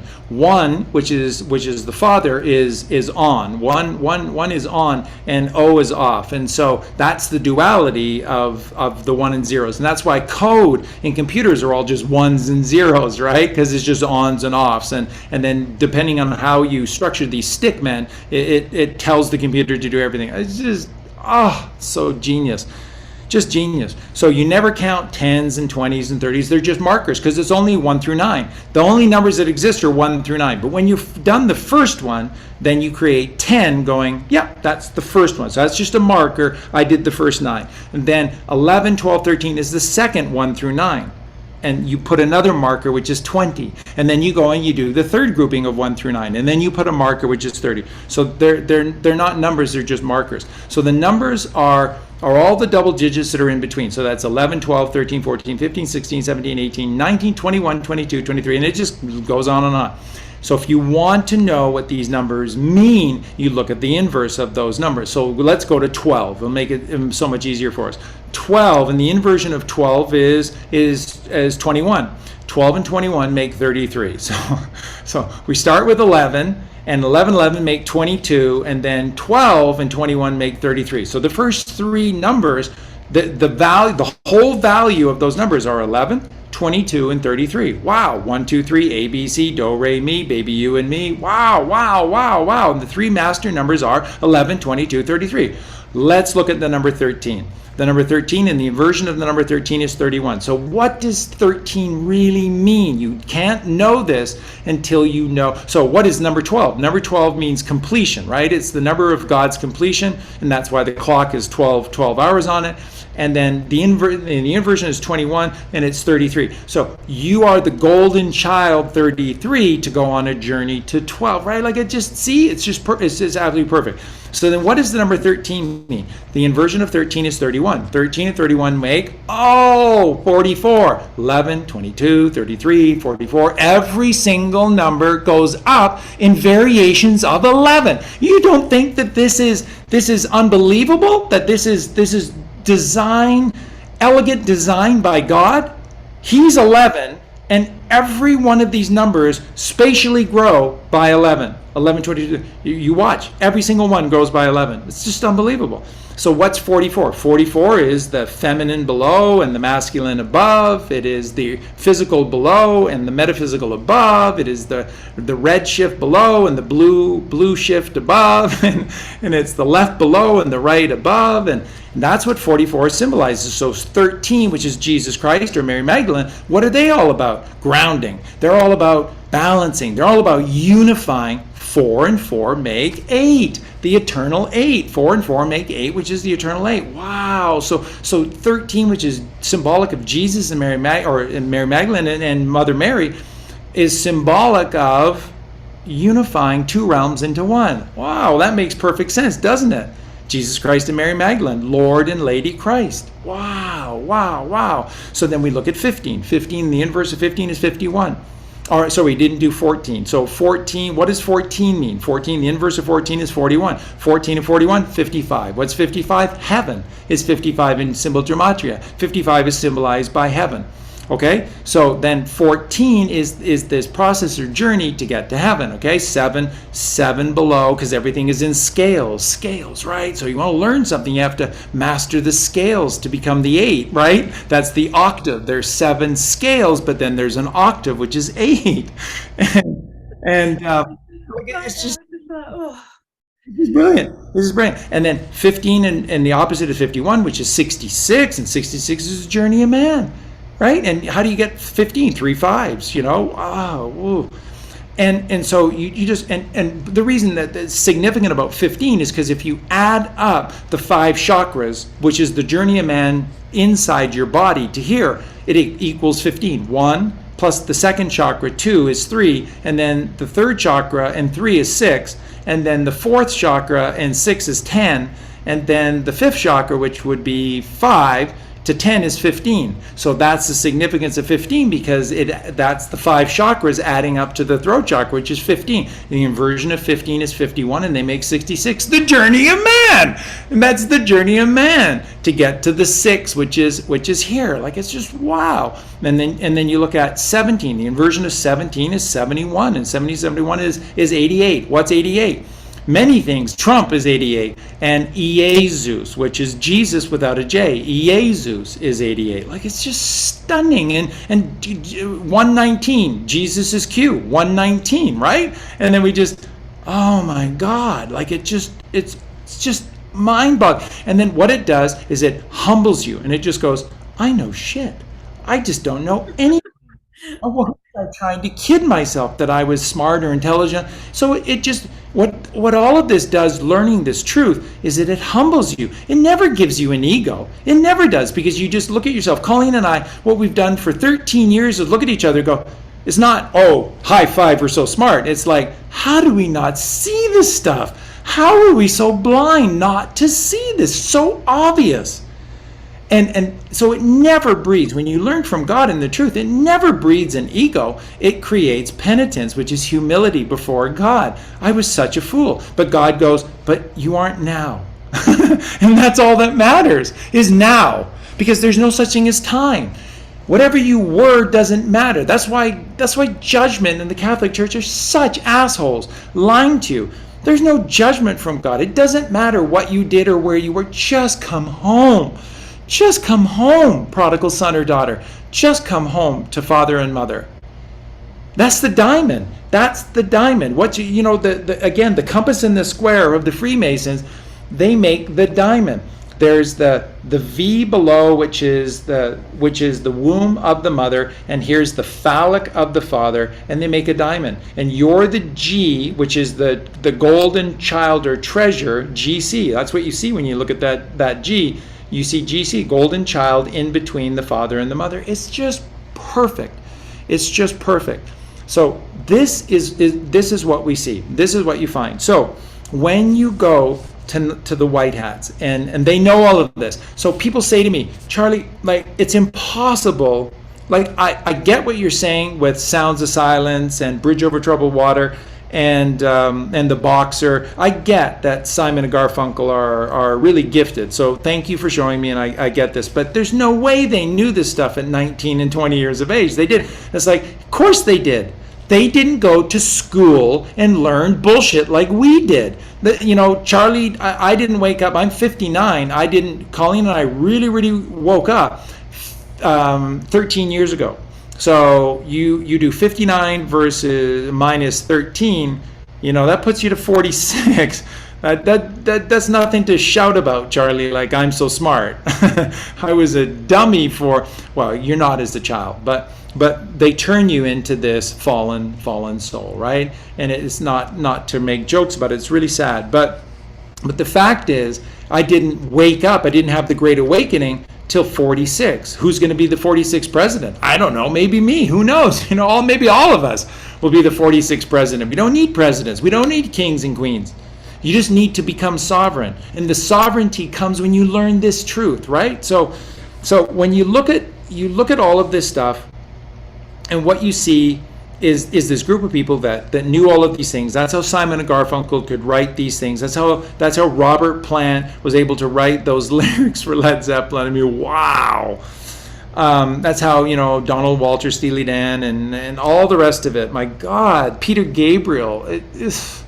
How could they know? Because they didn't get the shit. We got the shit, and we had to unlearn the shit, and then it's slowly learning the truth, and we resisted every step of the way. It's just sadly the way it is. But they didn't have that. That's what sets the Freemasons apart from you and I. They weren't raised with shit. So they're the ones that became the music industry. So the music industry, that rock and roll that came out, which is roll the rock. Rock and just flip it. Rock and roll is roll the rock, which is all about, your fornix, which is Jesus coming out of the tomb and rising to God at the right hand side of heaven. Oh my God. And then when I finally got that, and I said, so now, oh my God, let's look at these songs. And Colleen and I were just like, oh my God, oh my God, oh my God, oh my God, oh my God, oh my God. Every single band, they're like writing about Jesus. They're writing about Christ consciousness rising. They're writing about the Kundalini. They're writing about the sacred feminine. They're writing about God and how much they love God. It's like, oh my God. But there's just as many bands these days that are doing satanic acts and selling satanic music to to the younger generation. Charlie, I just wanted to say, I know we've gone for about an hour and a half, so I was just going to say, would you like to continue, or should we do a part 2? Because there's like so many questions. I think what would be better, because it'll be easier and better for you, is to take the time to just narrow it for you, and this is all about your show. So narrowing it for you, so then I can take you through all of this. So I think a part 2 makes perfect sense. So what I want to do, we'll wrap it up now in the next 10 or 12 minutes. We'll just wrap it up here. But it goes back to something that I said earlier. There's a show that I did about 3 months ago, and it was a show that's on Netflix, and that took us all down that rabbit hole of Netflix and Amazon Prime now being good. So on Netflix, there was a 3-part series, and it was called Sin City. It was about New York City. And so what it was all about is this incredible truth of Rudy Giuliani. Wow, how fortunate we are. Rudy Giuliani becoming the district attorney for the southern seat, the southern office in the District of Manhattan. So this is the most powerful district attorney in all of America because of the power that sits, because of the wealth and the power that sits in Manhattan. And if that person is compromised, which they always were, then these rich people can get away with murder in New York City, which is in Manhattan, which they have been. And then Giuliani gets elected to that position, white hat, complete white hat, And Rudy Giuliani says, I want to take down the mafia, which are these rich, wealthy people living in Manhattan that are putting up this Italian mafia business. That's the cover. So then they show you that the FBI wanted to take down, and that's, by the way, that's why I say FBI, they're part of the show. FBI is 17, F is 6, B is 2, and I is 9. 6 and 2 is 8, and 8 and 9 is 17. FBI is 17, Q, right there. And so, Hoover didn't hate Kennedy and all that stuff. They created a movie. They created an act so that you could trust, the bad guys could trust Hoover because he hated Kennedy. He hated, he had stuff on everybody. Blah, blah, blah. And then Obama trusts the FBI to bug Trump. And Don't Trump's tell going, me Obama was good, please. No. But the FBI is like going, yeah, we hate Trump. We hate Trump. And Obama's going, okay, great. Let's spy on him, and then let's take all this stuff about us in Russia, and all the stuff in Ukraine that we're doing with all this child trafficking. Let's dump it on Trump, okay? You guys do that for us, okay? We love you, FBI. Way to go, way to go. And the FBI is going, yeah. We hate Trump. And then they hang up the phone. They go, hey, Donald, guess what? Guess what? And that's how you infiltrate, right? So this is Sun Tzu. This is the art of war. Right? So Trump's alone. Trump is alone. He's all by himself in Washington. He's got no friends. Then the vultures, they get closer. So you get Christopher Walken and the Christopher Walken parable, and in the movie Pool Hall Kings, and he goes into the bathroom. He talks to that guy and he says, so there's the lion, and the lion, he's all calm and everything, and the kids are playing with him. They take a bite, and and the wife, she takes a bite, and then the jackals and the hyenas are watching this, and they're going, he's lost his joie de vivre. He's got nothing left. Look at him. He's just taking all this bites and bites. So then the jackals and the hyenas come a little closer, and they start to nibble on the lion's toes, and he still doesn't move, and they're going, this guy's a chump. This guy's a loser. So then they dig their heels in and they take a bite. And then the lion gets up and he kicks the shit out of them and he tears the hell out of them because he's the Lord of the Jungle. And every so often the Lord of the Jungle has to get back up and say, hey, I'm the Lord of the Jungle and I'm in charge of this jungle. And that's Donald Trump. And that's Christopher Walken showing you that, the parable of Trump in this 2011, 2013 movie, Pool Hall Kings, That's why they're doing this stuff. Christopher Walken's a good guy. He's a white hat, hey?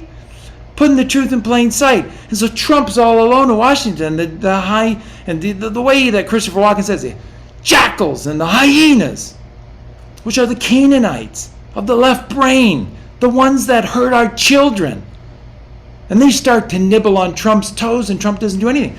So you go back to this documentary that we did this show on, and it talks about 1985 and 1986.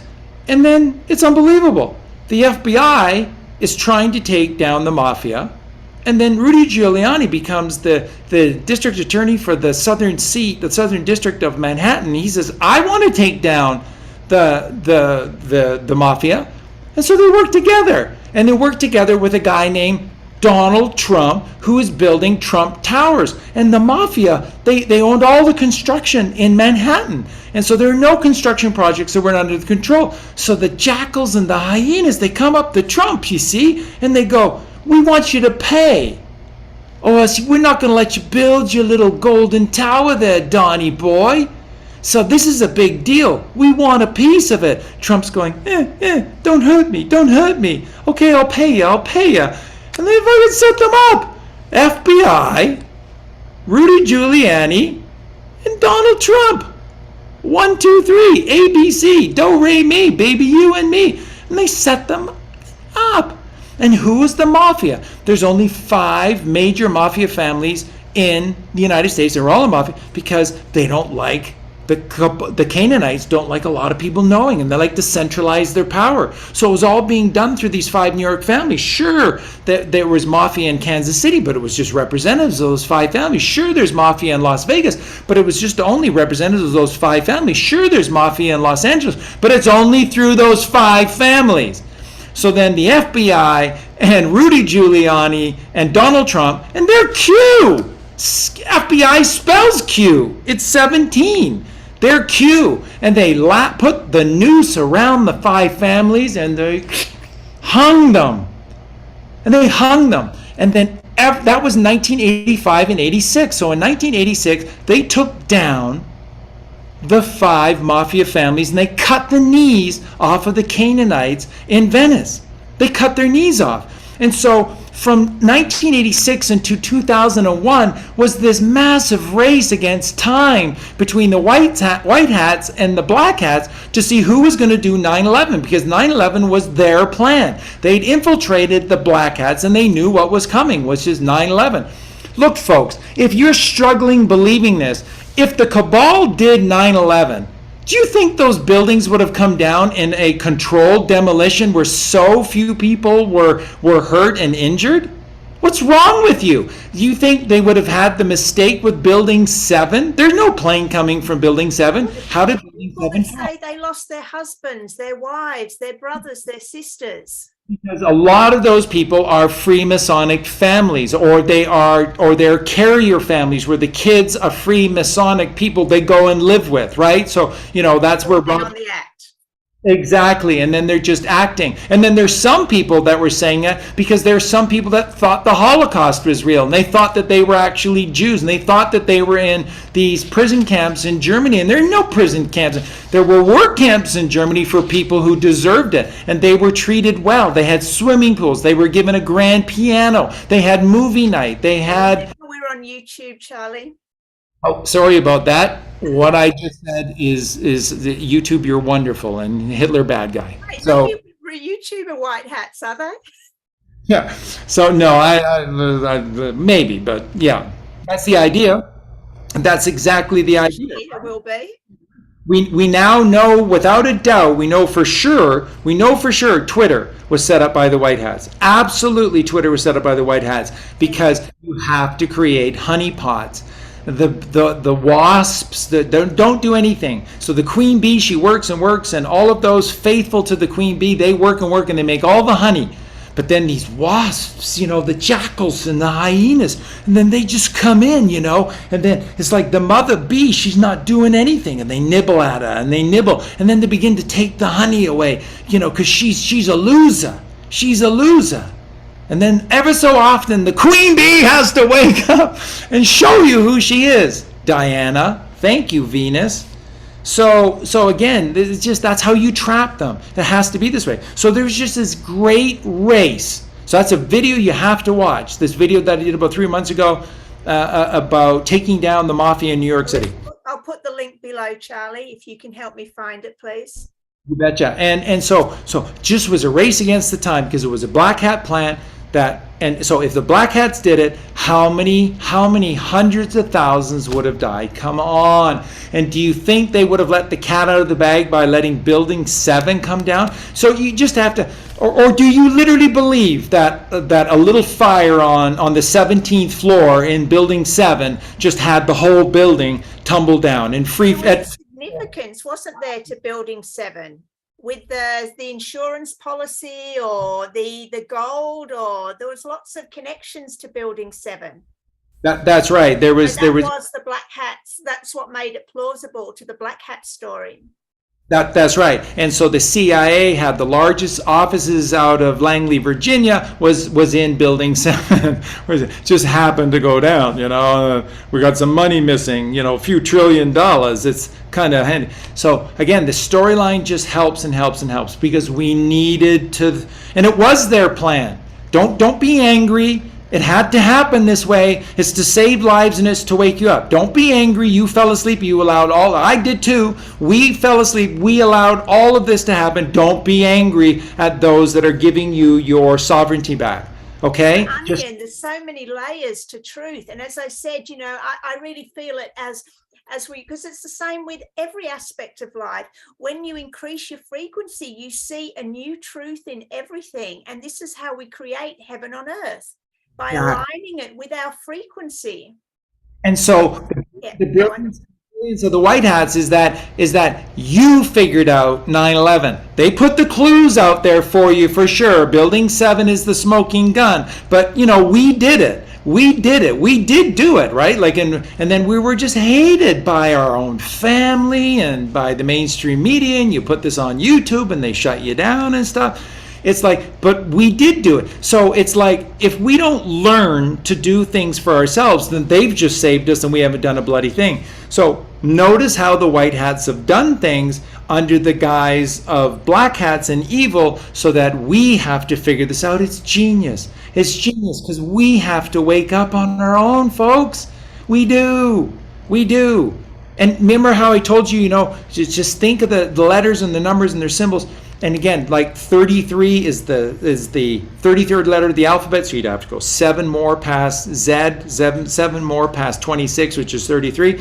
Go 9, which is divine. Go 9 past 26. What do you get? 35. Who's the 35th president of the United States? You can't write this stuff.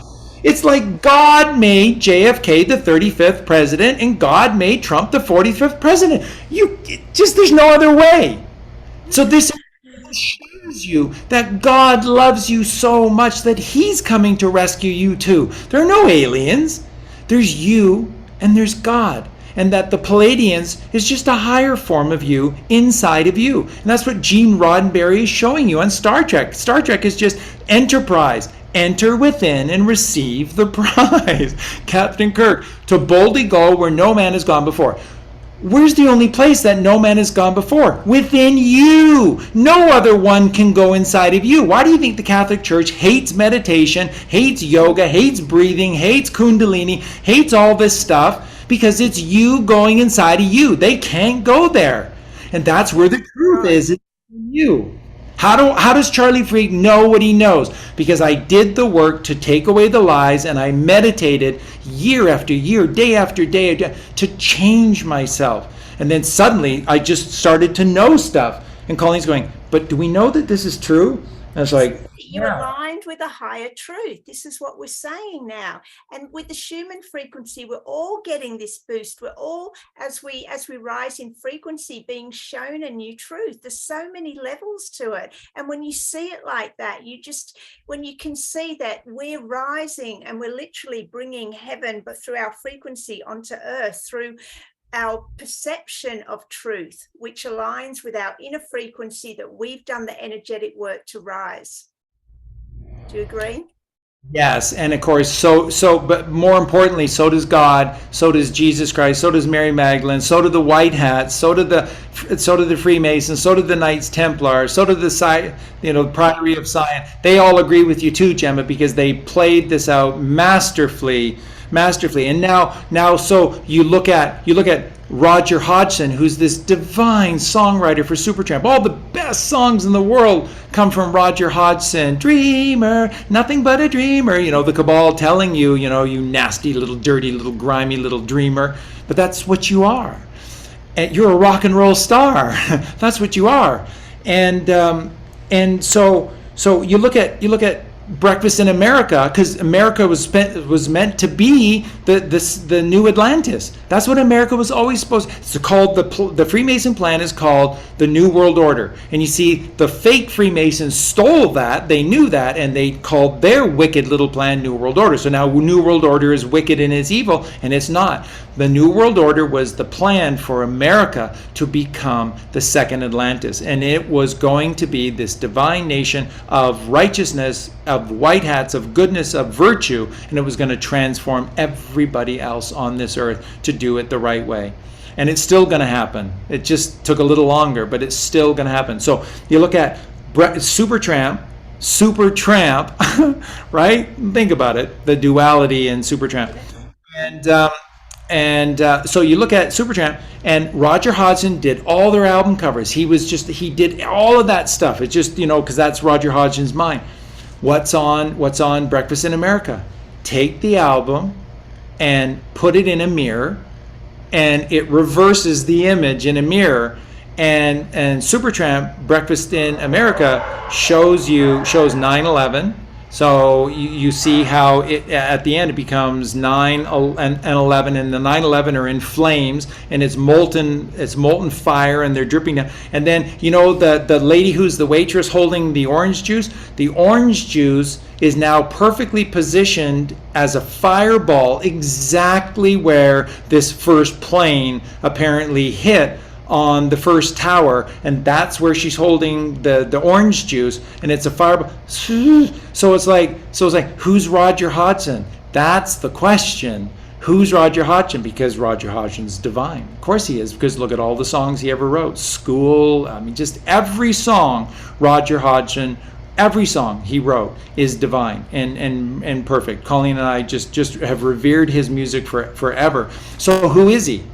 Is he of the bloodline? Is he a Freemason? Go to the story of how Supertramp started. Started with Roger Davies. They were going nowhere. And then right about the time that Rick Davies met Roger Hodgson, they were hanging around in Amsterdam, in the Netherlands at the time. And Rick Davies had made an acquaintance with a Freemason. Apparently, no one can confirm it, apparently he was a 33rd degree Master Mason. And suddenly he believed in the band, and he funded all brand new equipment for them. He funded a studio for them to be able to practice in and whatnot. And then the rest is history. So, of course, Supertramp are evil. Of course, Roger Hodgson. And, sure, he's got some good songs, but he must be evil. I can't quite figure it out, but he has to be evil. Freemason, and he funded the stuff. And then they've got 9/11 on Breakfast in America. There it is. Just put it in the mirror, and there's a reverse image saying right there 9/11. When did the album come out? That was 79 in 1979.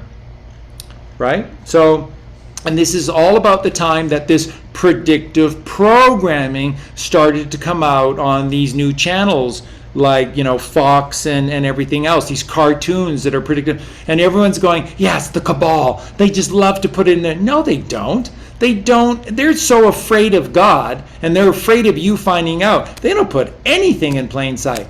The good guys do. The good guys. This awakening exposure to the public been going on since 63? Is that when JFK was assassinated, 63, and the big Q plan came into play?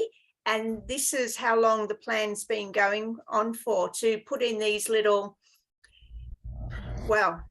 revelations like the album cover and infiltrate, modern society. That's how long it's been going on for.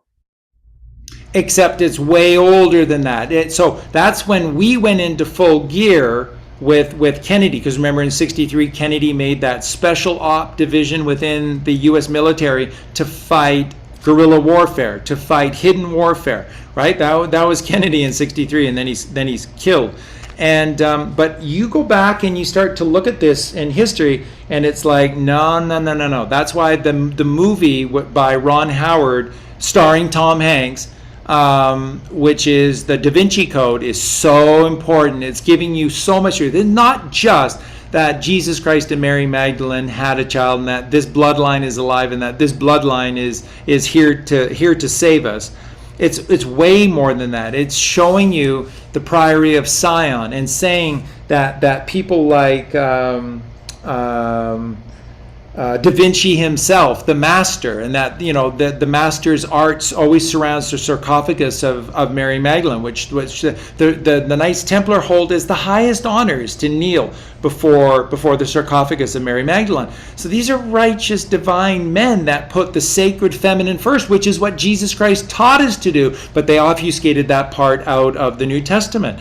So you go back and you look at Shakespeare is a freaking Q.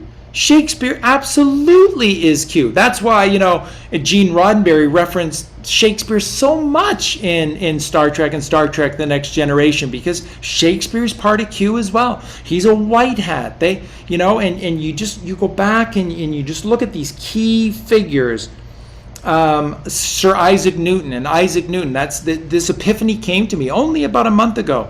The epiphany came to me that Newton discovered through the apple core, not the apple, but the apple core. So he sat under an apple tree and an apple fell. It didn't hit him on the head. It fell and it burst in half. And when it was lying in front of him, half and half, he saw it.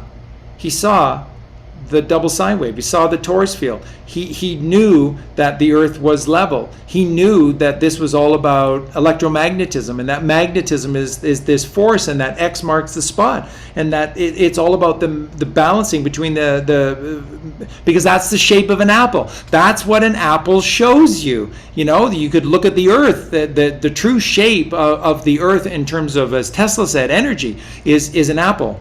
And so, you know, just look at the gematria for apple.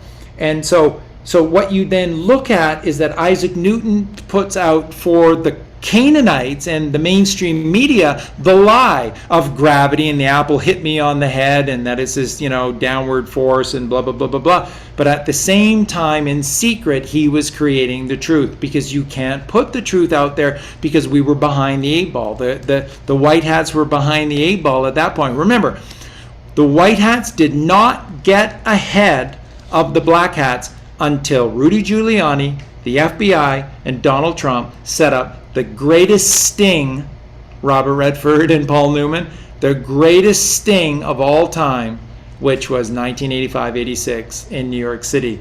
And how everyone knows, in the 70s, New York City was a hellhole, was a cesspool. There were no good, you know, barely nada good police at all. It was just all corrupt.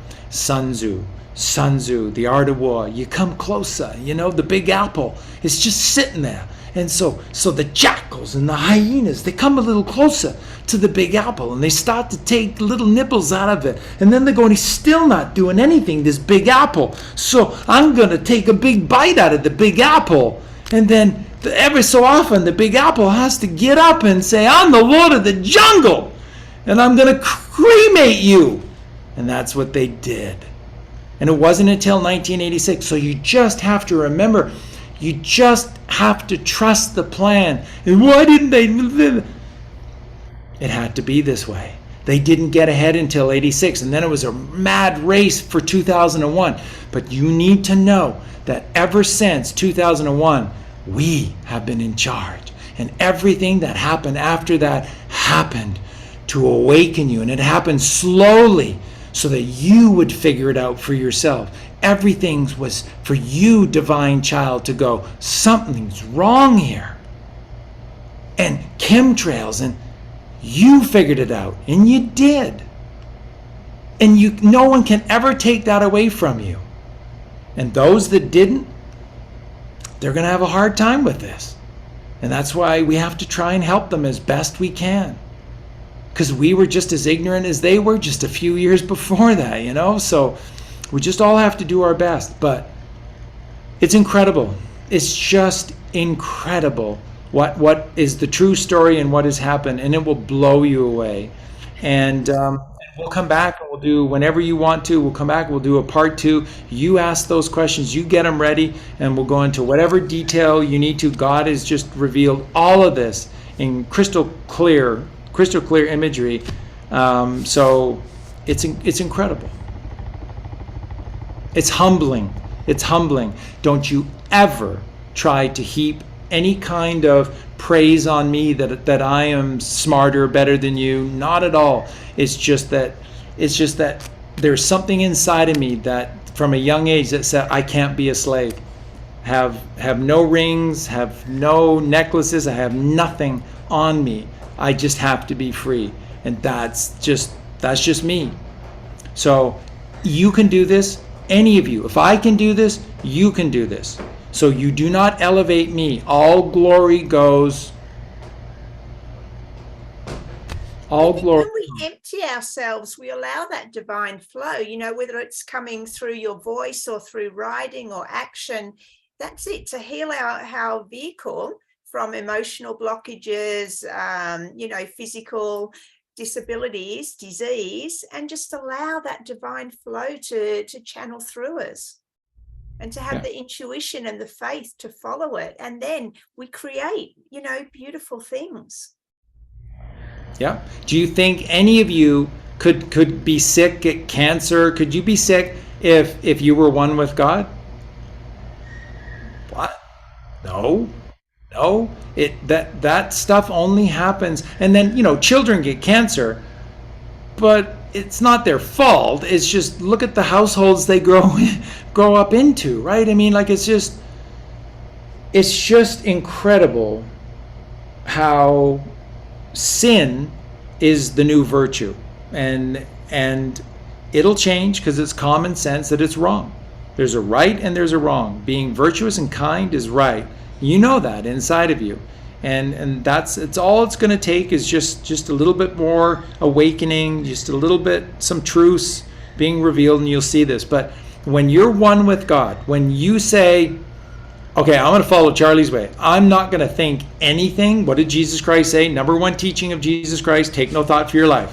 Take no thought. Stop. Get out of your left brain. It serves a purpose. It serves a function. It's a very small purpose. It's a very small function. It's only 10% of the brain's capacity. Get out of your left brain, which is your only thinking brain. The right brain is not a thinking brain. It is a feeling brain. And that's where all the stuff, Roger Hodgson, Tom Petty, George Harrison, they all talk about, all these artists, they all talk about, they go, the greatest songs that I ever wrote, I wrote in about 20 minutes. And everything came to me, including the lyrics. And when it came time to put my name down as the songwriter, I felt guilty, because it's like, I couldn't have done this. But that's God working through you. So you do it. You do put your name down to it. It's just implied that everything is co-written by Lennon, McCartney, and God. And Lennon and McCartney are white hats. All the Beatles are white hats. The Beatles are 97. Charlie Freak is 97. That's why 97. Exactly. And Lightning is 97. Do the gematria, 97. That which is divine is 97. So the Beatles, 97. Yeah, they're all good. They're all good. Wow. We won. We win. I'm not going to ask any more questions, because I just need time to process all that. And I mean, so I'm open to everything, and I love it because I know the quantum mechanics behind it, so I can process it easily, I think. But I still need to run through this show 2 or 3 times and rewatch it, and just really listen to what you shared here. So a huge thank you, Charlie, and we'll be back. I will be back. I'll be back. Arnold. Good hat. A white hat. Arnold Schwarzenegger, big time white hat. Big time. We will be back. Love to Colleen. I know you've got the boys there, so enjoy your time together, and we'll be in touch. And we will be back for a part 2. Thank you, Charlie. You're so welcome. Love you so much, and thank you again for all that you do. We appreciate it so much, and have a beautiful night to you and to everyone out there. We love you so much. Bye, everyone. Thanks for watching, and you can like and share, get the word out, and I'll see you next time on Man Speak.